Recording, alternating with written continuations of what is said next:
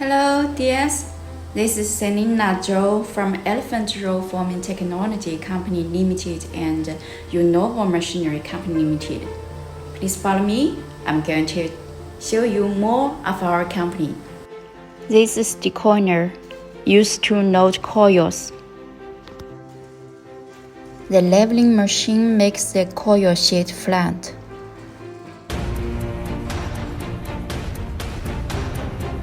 The servo feeder can accurately feed the required sheet length to the punching machine for punching holes. We can design multiple punching molds to make different types of holes. We can set the punching machine to make any quantities of any type of holes are punched at any length of the product.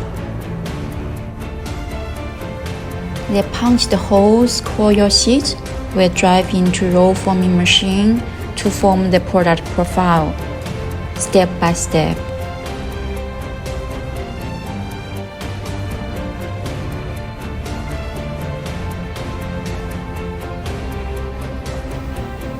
After forming process, we use the straightening device with copper mold to make the product straight. And then our hydraulic cutting machine will cut off the product as needed length. Thanks for watching. Let's do win-win business together.